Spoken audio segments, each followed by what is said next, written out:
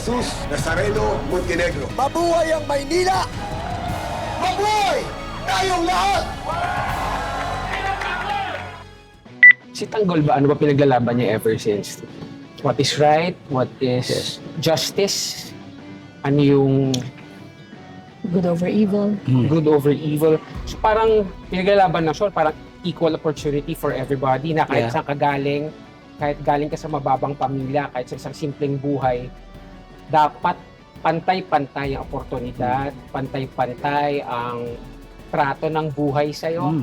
At despite pala sa pagiging mahirap at galing sa hirap, lumaki sa hirap, pwede mo achieve yung pangarap mo, pwede mong abutin yung gusto mong marating sa buhay sa iba't ibang paraan. Si Tanggol dumaan yan sa marumi, dumaan sa illegal, pero natili yung puso niya na tama at totoo. Na yun yung nag-guide sa kanya towards papunta probably na makatulong sa ibang tao, sa politika, at papunta sa ending ng Batang Quiapo, kung ano pa yung kaya niyang gawin para sa sarili niya, para sa pamilya niya, para sa mamamayan, at lahat ng tao na nakapaligid sa karakter nito. Sana po huwag natin sila lokohin. Kasi galing din kami sa hirap eh. Alam namin ang pakiramdam ng mga taong niloloko. Kasama na doon ang pakipaglaban sa pagiging malaya, malaya sa aspeto ng boses, malaya sa pamumuhay, at malaya na mabuhay sa kung ano man ang pinag-iikutan ng mundo mo. So, sa Batang Quiapo, ever since pag makita mo ang journey ni Tanggol, tungkol ito sa integridad, virtue, sa moral values niya, sa prinsipyo niya, regardless kung ang prinsipyo niya nagko-contradict sa prinsipyo ng iba, pero dahil alam niya na ang isang individual o ang isang tao ay may sariling kalayaan para sa boses niya na kailangan niyang ipaglaban, at kalayaan na pamuhay ng tama, kalayaan na maging tapat. So, si Tanggol, yun ang pinaglalaban niya hanggang sa umabot na kailangan sa pakipaglaban ng mga aspeto na yan, kailangan mong may isakripisyo, which is pagmamahal, pamilya, kasama na doon yung sarili mo. So, I think malakas ang tema ng Batang Quiapo. Tungkol ito sa pananaw at boses ng bawat Pilipino na nagre-reflect din yan sa katauhan at pagkatao ni Tanggol. Nagsimula lang na maliit, nagsimula lang na maano yung journey niya, pero kung tingnan nyo, ang lalim ng tema niya na nagsasalita ito tungkol sa buhay ng bawat Pilipino. Hindi natin tuturuan na magbisyo ang mga taga-Quiapo. Minsan nakakagawa sila ng kasalanan para mabuhay. Pero huwag na sana natin silang turuan magbisyo at maging tamad. Ako, I think it's the value of humanity. Whoever you are, whether you're a big person or a small person, you matter. Yun yung theme na gustong iparating ng Batang Quiapo. At the same time, while doing the show, yun ang pinapractice namin. Everyone matters. Ngayon, kalakip ng value ng humanity comes love, comes dignity, self-awareness, respeto. Nandyan lahat yung elements na yan. Natinry namin na i-practice sa paggawa ng show at the same time sa mga stories namin within Batang Quiapo. Si Tanggol at lahat ng ibang characters ng Batang Quiapo may sinasabi. Hindi sila empty characters, hindi mo sasabihin, porket kontrabida lang to, bad lang siya. Hindi. Meron din siyang pananaw. Ang bawat character sa show ay may pananaw, which provided for a lot of stories, a lot of story development, a lot of conflicts.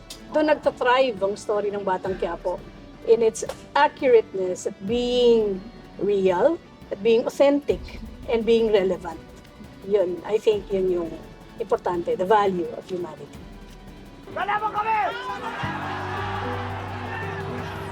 Yung tapang ng show, hinuhugot natin yan doon sa lahat din ng mga taong nanunood ng Batang Quiapo. We always stay true. We try to be true to what really is happening in society. At nanonood kami, nakikinig, at inaalam din yung totoong nangyayari sa labas. Kaya yung tapang ng Batang Quiapo, galing din yan sa mga puso ng mga matatapang na Pilipino na sinusubukan araw-araw na mabuhay at lumaban sa mga everyday na pangyayari problema sa society. And siguro kasama dun yung social responsibility as creators, di ba? Na parang we view now media as hindi lang your own personal views, pero you always mirror, you always show what can be done in the latest way possible. Yung maliliit na opinion, yung opinion mo na isi-share mo yun sa ginagawa mo bilang creator isang serye. So, siguro dun kami humuhugot ng tapang ng Batang Quiapo dahil dun sa mga na-experience na ating mga kasama na personal din natin na-experience at nangyayari sa mamamayang Pilipino. I think it comes from the fact that you want to be truthful.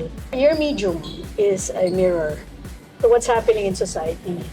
Sayang naman ang influence and power ng medium mo kung hindi mo siya gagamitin para mapukaw ang mga damdamin ng mga tao. Hindi mo sinasabing, oh, para mag-rebellion kayo. It's not even that. Parang you just want people to be aware that this is what's happening right now sa society natin. Kasi isn't that one of our purposes? Well, hanggat na tinatahak pa rin ng bawat Pilipino yung mga challenges sa buhay, hanggat hinaharap pa rin natin ang mga pagsubok, disaster man yan, social or domestic, or at the same time, political, hanggat na hinaharap natin lahat yun, ang kwento natin nagiging salamin din ng society natin. Not for the sake para na may kwento lang, but ito din ang isa sa mga paraan na magpukaw din ng mga pananaw, magpukaw din ng mga damdamin, and ipakita sa kanila kung anong direksyon ang mga pwede mong pipiliin. Direksyon na maging minority o direksyon na para ituloy mo ang mga pakikibaka at paghaharap sa mga pagsubok na yan. We always look at it na parang ang Batang Quiapo ay isang, kumbaga, micro version ng Pilipinas. Ganun natin siya tinitignan. Kaya siguro hindi mo mapigilan, nag-aalab din ang damdamin mo, nagsisigabo ang damdamin namin tungkol sa mga nangyayari sa ating mga Pilipino ngayon. Kaya lumalabas yun sa kwento ng Batang Quiapo sa tulong din ni Direk Cian. Actually, nung pag dinedesign namin kasi si Tanggol, Coco kasi wants to be like any Juan de la Cruz. He wants to be that typical Filipino. And if there are good traits about Filipinos that we like, that we want to push, ito yung mga pinapakita ni Tanggol eh. Ang pagiging resilient. Gustong-gusto ko yan sa ugali nating mga Pilipino. Meron yan si Tanggol. Ang pagiging mapagmahal sa pamilya, yung trait na yan ng mga Pilipino, may ganyan si Tanggol. So nakikita mo, namimirror ni Tanggol, he's your average Juan de la Cruz really. So he just wants to be so truthful to his viewers, to his audience, na gusto niya makarelate sila sa kanya. Kaya yun yung pinapakita niya. Siyempre, creative license and flair na yung entertainment value na yung ginagawa niyang ibang, I would say, super Tanggol ways. Pero that's for entertainment already. But at the very root of it, you can see that Tanggol is really just embodying all the positive traits of Filipinos. Kalidad, hindi yan galing sa isang tao. Siguro masasabi natin yung kalidad ng Batang Quiapo. Nasa standard yan, hinihingi ng producer namin, si Direk Coco Martin. Pero iko-commenda ko yung buong grupo kasi yung kalidad na meron ng Batang Quiapo ngayon, nanggagaling yan sa bawat isang miyembro ng produksyon. Kasi kumbaga, pare-pareho na ng timpla, pare-pareho ng gusto, pare-pareho ng gustong ma-achieve sa production values ng Batang Quiapo. Kaya magbigay ka ng isang germ, ng isang idea, lahat ng kasama sa programa, napapalago agad ito. Kumbaga lahat, buong passion, punong-puno ng passion na ginagawa lahat ng mga bagay at pinoproduce for Batang Quiapo. Kaya I would say na doon nanggagaling yung quality, yung pagmamahal sa trabaho, pagmamahal sa programa, pagmamahal doon sa bawat isang kasama sa programang Batang Quiapo. What's exciting about it, dahil kunyari, sa isang laban, pag na-corner na yung isang tao, meron tayong tinatawag na survival mode. Kailangan gawin mo na lahat para mag-survive ka. So, I think yun ang isang bagay that keep us moving. Dahil the more na na-challenge yung creativity, the more na na-challenge yung day-to-day na trabaho at the same time yung mga assignment, sa part namin ng mga direktor, nagkaroon din ng parang na-trigger din yung tinatawag na lalo pa yung napiga yung mga creative juices nun. Dahil there's no other choice but to push that limit and to give everything you've got. So I think innate na yan sa amin din na we just have to do it. And pinaka-importante, mas lalong na-challenge yung passion dahil din doon sa mga challenges ng mga naiwan o nabibigay sa amin. So, part nun, that is really something na ma-proud ka.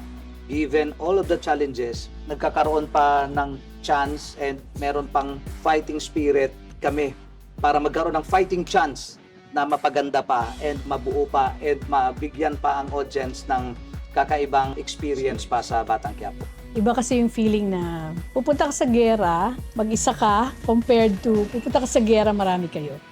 This show is so collaborative, participative. It's a team.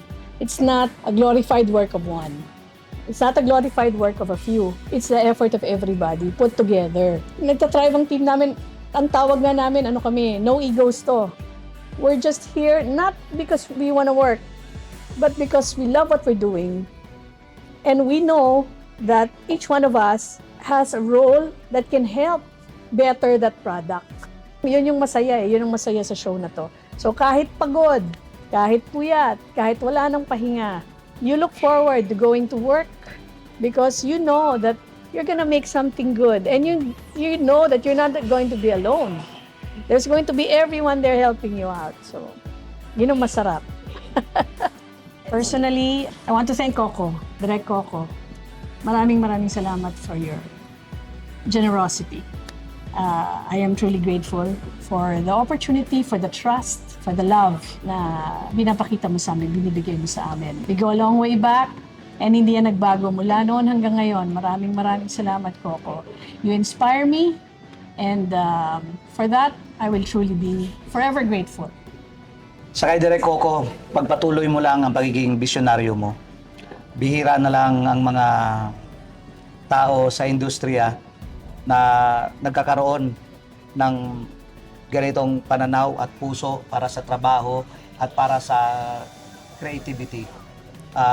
Alam mo na isang tunay ka na artist, pagpatuloy mo lang yan and ipagpatuloy mo lang ang pagiging out of the box na pag-iisip mo, ang out of the box mo na pagiging storyteller mo dahil yan ang charm at yan ang isang dahilan ng tagumpay mo bilang creator, director at producer.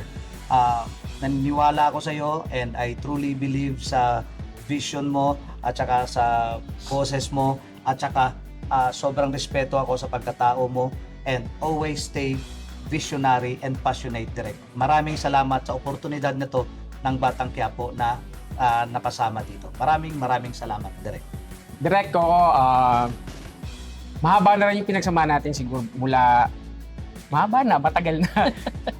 First time kong makasampa ulit bilang ikaw na yung director, ikaw na yung producer. Ang layo nung narating mo na, Direk, at salamat at sinasama mo kami dun sa mga narating mo na yon. Naniniwala ako dun sa magic na dala mo sa lahat ng programang pinoproduce mo. Kaya full support kami sa'yo, sa vision mo, at siguro maraming salamat dahil yung binibigay mong tiwala sa aming mga direktor, dahil ikaw ay isang direktor din, yun yung nagpapalakas ng loob namin. Every time may gagawin kami eksena, na tinutupad yung vision mo at dinadagdag din namin yung vision namin. Salamat sa tiwala na binibigay mo sa amin na yon at lalong-lalo sa respeto na lagi mong pinaparamdam sa amin at pagmamahal na hindi matawaran, na yung security na alam mong naniniwala ka sa amin, naniniwala kami sa iyo. Direk, ingatan mo ang health mo. Marami pa tayong gagawin. Kaya thank you and more power sa susunod pa natin mga gagawin. Salamat, Direk. Salamat. Thank you. Direk D, salamat. Ako number one sa mga fans. Salamat na sila ang dahilan ng patuloy naming lahat na magbigay ng mga magandang eksena gabi-gabi at yung walang pagod at walang sawa na pagdi-deliver ng best namin sa staff, sa production, sa artista na nakasama namin ng ilang taon. Honor, respect, and love para sa kanilang lahat dahil lahat yan nabuo sa pagbigay nila ng mga talento, oras at dedikasyon din nila. And hindi magawa ng isang tao yun. Kailangan mo talaga ng army to really build the ship, and swerte na you have everyone on board, lalo na yung mga partners in crime mo. Sa viewers, napakasarap ng pakiramdam na yung mga bagay na pinaghihirapan mo, yung mga sakripisyo mo para ma-achieve yung bagay na yon, yung mga lahat ng pagod at dugo, pawis, hirap na binubuhos mo sa ginagawa mo, napakaswerte namin kasi nandyan ang mga viewers, may mga nanonood na tuloy-tuloy na sumusuporta sa programa. Kumbaga, fuel yon ng mga creators ng Batang Quiapo na alam namin na nagugustuhan nyo or hindi nyo man nagugustuhan ng mga pinapalabas namin. Pero nandyan pa rin kayo at laging nanonood sa amin, pinag-uusapan at laging maingay ang social media at kahit saan man pinag-uusapan ng Batang Quiapo. Maraming salamat sa inyong lahat. Dahil sa inyo, nandito kami. Naiyak. Sa mga nakasama, totoo yung sinabi ni Richard, di ba, na parang hindi naman to gawa lang ng isang tao, gawa namin lahat ito. At kumbaga, hindi kami kumpleto kung walang tulong ng bawat isa. Ang napakaganda sa programa na to, lahat ng taong kasama, alam nila yung magagawa nila, alam nila yung gagawin nila, at alam nila na parte sila ng isang malaking grupo, ng isang malaking show, kaya sama-samang nagtutulungan para pagandahin yung programa. So doon ako pinaka-proud na pare-pareho kayo ng vision for the show, pare-pareho kayo ng gustong ma-achieve at nakikita yun sa output ng programa. Maraming salamat, mga kabatang Quiapo. Sa mga nakasama namin at nakatrabaho namin sa paggawa ng Batang Quiapo, maraming salamat po. Mahal na mahal namin kayo. Thank you for sharing your talent. Thank you for sharing your time, your energy, and thank you for the love. It was such a beautiful experience working with you sa show na ito. We're looking forward to more projects with you in the future, in the near future. Also, sa audience natin, sa mga walang sawang sumubaybay sa Batang Quiapo, maraming salamat po. Kayo ang inspirasyon namin sa paggawa ng show na to. Sana napaligaya namin kayo for 3 years. At sana, tuloy-tuloy pa ang pagsasama natin. Marami pa tayong gagawin, marami pa kayong mapapanood. Dito lang kami. For you guys, maraming salamat po. Saka sa lahat ng tanggol, All over the world. all over the world. Kayo ang tanggol ng buhay namin. Yes. Maraming salamat. Salamat po. Salamat. Maraming salamat mga kabatang Quiapo.